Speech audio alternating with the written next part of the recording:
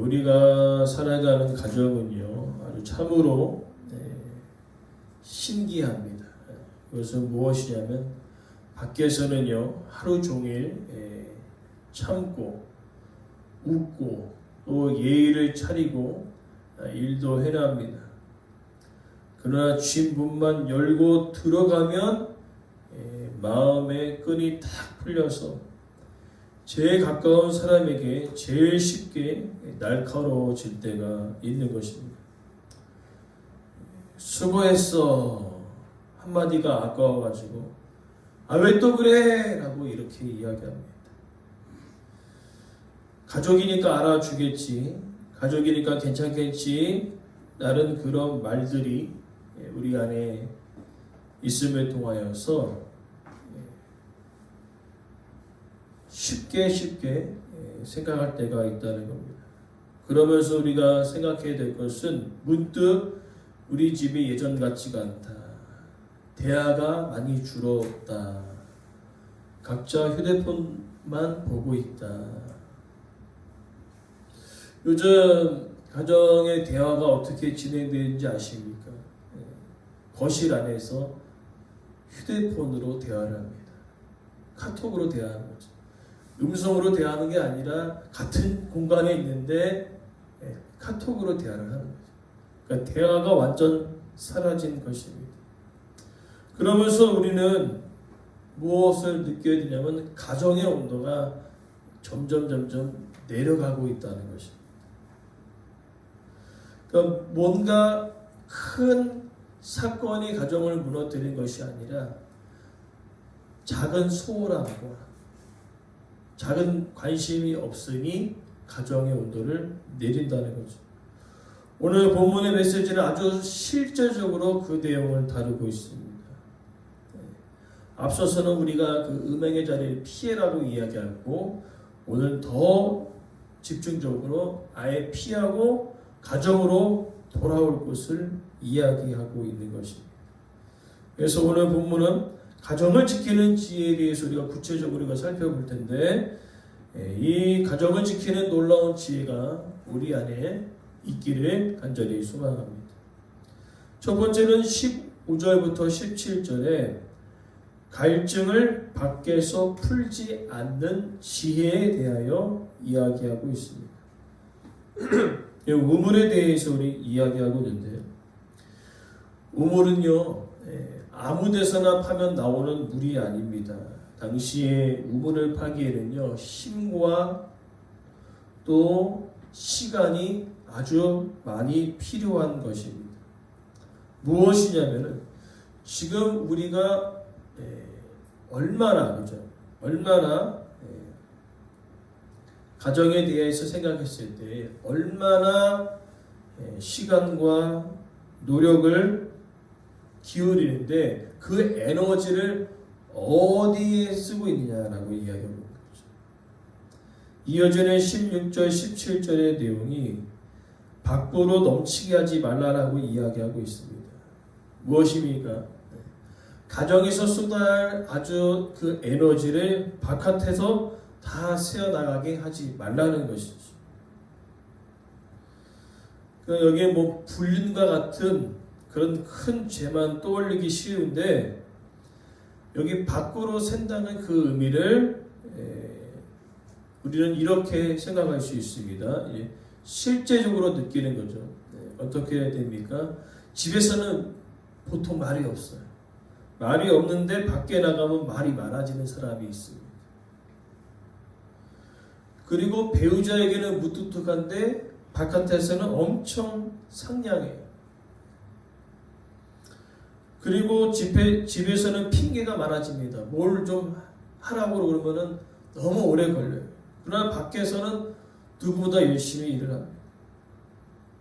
그리고 가족의 이야기는 귀찮은데 다른 사람 이야기 들으면 그렇게 즐거워요.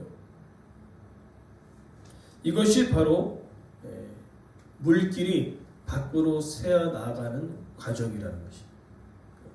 에너지가 안으로 몰리는 것이 아니라 밖으로 몰리는 거죠. 자, 이렇게 되면 어떻게 될까요? 바깥에서 다 소비하고 들어오니까 남는 찌꺼기를 가지고 가정에서 쓰이니까 어떨까요? 싸움이 벌어질 수밖에 없습니다. 여러분 기억하십시오. 가정은 남는 것으로 유지되는 것이 아닙니다. 가정은 절대로 남는 것으로 유지되지 않습니다. 그래서 오늘 본문에 뭐라고 얘기하고 있습니까? 밖으로 새어나가지 말라고 하는 그 이유는 가정을 지키는 것은 바깥에 있는 것들을 모두 전부 다 끊어내라는 그 의미가 아니라 바깥에 생활을 하지만 마음은 항상 가정으로 향하고 있어야 된다라고 이야기하고 있는 것입니다. 즉 우리의 에너지가 맨날 가정에 들어왔을 때는 찌꺼기만 가지고 들어오지 않는지를, 남는 에너지만 가지고 들어오지 않는지를 살펴보아야 된다는 거죠. 왜냐하면 힘이 없다 보니까 온갖 짜증을 가정 안에 다 쏟아낼 때가 있는 거죠. 저도 가끔 그렇게 되어질 때가 있어요. 왜냐하면 열심히 여기저기 사역하고 또 기도하고 집으로 돌아오면 때로는 사람이 이제 지칠 때가 있는데 에너지가 고갈된 상태에서 들어가게 되면 별로 아무렇지도 않은 그 일 가지고 신경이 곤두설 때가 있어요. 왜 그렇습니까? 에너지가 없어서 그래요. 그러나 오늘날 우리들의 세상이 바로 그렇다는 거예요. 바깥에서 에너지를 다 쏟아서 가정으로 들어오니까 에너지가 없잖아요. 그러니까 힘이 없으니까 조금만 건드려도 폭발하는 것입니다. 그러나 오늘 성경은 이야기합니다. 바깥에서 힘 조절을 잘하고 그 에너지를 가지고 가정 안으로 들어올 것을 이야기하고 있는 것입니다. 그리고 두 번째로는요. 18절부터 20절에 가정의 온도를 다시 올리는 지혜에 대하여서 이야기하고 있습니다. 여기 핵심은 바로 즐거워하라는 것입니다. 즐거워하라. 왜 즐거워합니까? 젊어서 취한 아내를 즐거워하라. 이것이 무엇입니까? 우리가 결혼 사역 우리 다 하잖아요. 기억하지 않습니까? 검은 머리 파풀이 될 때까지 열심히 아내와 남편에 대해서 서로 존중하고 열심히 할 것을 사역하잖아요. 그것은 단지 남편과 아내 둘만의 언약이라고 이야기하고 있지만 아닙니다. 우리가 어디다 서원하죠? 성경책 위에 서원하는 그 이유는 남편과 아내의 그 결혼의 서약은 나만이 아니라 하나님과의 언약의 서약이기 때문에 젊어서부터 서약했던 그 서약을 잃어버리지 말고 누가 헌신합니까? 예전에 어르신들이 이렇게 전도하면서 이런 이야기를 들었어요. 뭐냐면은 자식 새끼 잘해봤자 소용없다. 왜냐하면 마지막까지 남는 것은 아내고 남편이다. 저한테 그러는 거예요. 전도를 나갔더니 목사님 마지막까지 남는 사람은 아내이고 남편입니다. 자식 새끼 잘해봤자 소용이 없습니다. 마지막까지 남는 사람에게 최선을 다하는 거죠. 오늘 그런 이야기를 하는 겁니다. 젊어서부터 함께 생활하고 같이 헌신하고 애썼던 그 아내에 대하여서 잘 대우할 것을 이야기하고 있습니다. 그러면서 19절에 아내가 암사슴 같고 암노름 같은지 그것을 점검하는 거죠. 아내가 가장 최고로 아름답고 가장 소중한 사람인지 그것이 보이는가. 보이지 않는다면 정신을 차리라라고 잠언은 이야기하고 있는 것입니다. 그러나 우리 가운데 이 즐거움과 기쁨이 사라지는 이유가 뭘까요? 바로 피곤함과 바쁨인 경우들이 많습니다. 하루 종일 일하고 들어와서 말할 힘이 없고요. 또 젊은 세대들은 육아와 살림으로 지쳐 있어서 서로 대화할 시간이 없습니다. 그래서 서로 대화가 업무 보고예요. 업무 보고. 뭐냐면은 젊은 세대들은 기저귀 샀어? 어린이집 등원시켰어? 뭐 그런 이야기밖에 없어요. 공과금 냈어? 이러는 거죠. 무엇입니까? 필요한 말만 남고 마음을 나누는 말이 사라진다는 거죠. 가정 안에. 그러면 집의 온도가 내려갈 수밖에 없다는 것입니다. 그리고 여기 본문에 연모하다라는 그 의미, 연모하다라는 그 의미는 에너지와 그 사랑을 어디에 쏟느냐라고 이야기하고 있죠. 그러면서 19절과 20절 사이에 이제 원문에는 그죠? 그런데라는 단어가 빠져 있어요. 즉 18절, 19절 젊어서부터 함께했던 그 아내의 헌신과 그 사랑, 남편의 헌신과 사랑이 과연 바깥에 있는 여인들과 다른 남자들보다 더하지 않느냐라고 20절에 이야기하고 있는 거죠. 아들아 정신 차려라 하고 얘기하고 있는 거예요. 누가 너를 더 사랑하고 있고 누가 더 헌신하고 있는지 아들아 정신 차려라. 바로 결혼 수약을 했던 너의 아내가, 너의 남편이 가장 너를 사랑하고 있다는 것을 반드시 기억하라 라고 이야기하고 있는 것입니다. 그래서 우리는 이 마음을 나누는 대화를 좀 해야 되는데, 특별히 남자는 아주 단순합니다. 나를 인정해주고 나를 인정해주는 사람에게 목숨을 걸어버립니다. 그리고 여자들도 아주 단순합니다. 그냥 자기 이야기 들어주면 돼요. 똑같은 얘기를 할지라도, 비록 바가지를 긁더라도 그래도 내 옆에 있는 사람은 바로 내 아내밖에 없습니다. 또 어르신들 이야기하면서 이야기하더라고요. 바가지를 긁더라도 살아있는 게 좋다. 바가지를 긁더라도. 그래서 이제는 우리는 어떻게 합니까? 마음을 나누는 대화가 가정 안에 있어야 된다. 그래서 가정의 온도를 좀 높여야 될 점이 있습니다. 그리고 이어지는 것은 마지막 21절부터 23절에 하나님 앞에서 사는 지혜가 필요하다는 겁니다. 무엇입니까? 우리의 에너지와 노력과 애씀의 그 모든 것들이 하나님 앞에서 보셨을 때 정말로 합당한가? 정말로 아내를 사랑하고 남편을 사랑하고 자녀들을 사랑하는 그 마음들이 하나님 앞에서 봤을 때 과연 올바른가? 그것을 생각하라는 것이죠.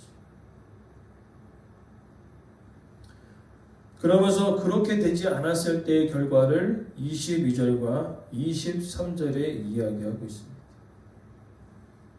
제 줄에 매인다라고 이해하고 있어요. 사람을 묶어버립니다. 어디로 묶어버릴까요? 밖으로 묶어버립니다. 가정 안에가 아니라 밖으로 묶어버려서 가정 안에 온도가 내려가고 가정 안에 관계가 무너지고 결국에는 가정이 온전하게 유지되지 못한다라고 이야기하고 있는 것입니다. 그러니까 하나님 앞에서 우리가 점검해 보자는 것이죠. 그래서 혼자 있을 때에 때로 혼자 있을 때 많이 무너지거든요. 혼자 있을 때 무엇을 많이 보고 있는지, 혼자 있을 때 무엇을 서로 위로를 받고 있는지를 잘 점검하라는 겁니다. 혼자 있을 때. 혼자 있어도 아내가 생각나고, 혼자 있어도 남편이 생각나고, 혼자 있어도 자녀들이 생각난다면 괜찮은 거거든요. 그러나 혼자 있는데 옆집이 생각나고 뒷집이 생각나면 큰일 나는 겁니다. 그리고 중요한 개념은 들키지 않으면 괜찮다라는 것을 버려야 합니다. 가정은요, 들키느냐 안 들키냐의 문제가 아니라 내 마음이 어디로 가고 있느냐가 문제이죠. 야, 안 들켰다. 다행이다. 아니죠. 하나님은 다 보고 계십니다. 그래서 하나님 앞에서 살아간다는 그 생각을 가지면요, 절대로 가정은 무너지지 않는다라고 얘기합니다. 그러나 오늘 본문에 아들에게 이야기합니다. 어리석은 자는 누구인가? 바로 하나님 앞에서 살아가는 삶을 잊어버리고 살아가는 사람. 자기 주도적으로 욕망과 욕심에 이끌려가는 사람들. 그러나 지혜로운 사람은요, 똑같이 욕망과 욕심은 있지만 그것을 내려놓고 하나님 앞에서 살아간다는 것을 기억하며 살아가는 자가 지혜로운 자라고 이야기하고 있는 것입니다. 그러면서 오늘 본문의 메시지는 우리에게 확실하게 이야기해 주고 있습니다. 무엇입니까? 우리의 에너지 어디로 흘려보내고 있느냐? 우리의 애씀과 노력이 가정 안으로 흘러가고 있는가? 가정 밖으로 흘러가고 있는가? 그것을 기억하라고 이야기하고 있는 것입니다. 소망하는 것은 하나님 앞에서 결혼 생활했던 그것을 우리가 기억하면서 마지막까지 남는 사람은 바로 남편과 아내입니다. 비록 바가지를 긁고 비록 나를 인정해주지 못할지라도 그래도 불구하고 그 사람밖에 없어. 그러니 하나님 앞에서 우리의 에너지와 우리의 사랑과 우리의 관심을 가정 안으로 들어올 때 하나님 앞에서 믿음의 가정으로 하나님 앞에서 축복의 가정으로 살아가게 될 줄 믿습니다. 그리고 우리만 그렇게 살아가는 것이 아니라 그러한 온도가 가정 안에 생길 때 자녀들이 결혼했을 때에도 이 똑같이 이 가정의 온도를 유지하기 위해서 내 에너지, 내 관심을 가정 안으로 두게 된다는 것이죠. 소망하는 것은 우리 성도들 가정뿐만이 아니라 앞으로 자녀들이 결혼해서 똑같이 가정의 온도가 차가워지는 것이 아니라 더욱더 주님 안에서 뜨거워져서 믿음의 가정으로 축복의 가정으로 든든히 세워지는 가정 되어지길 간절히 소망합니다.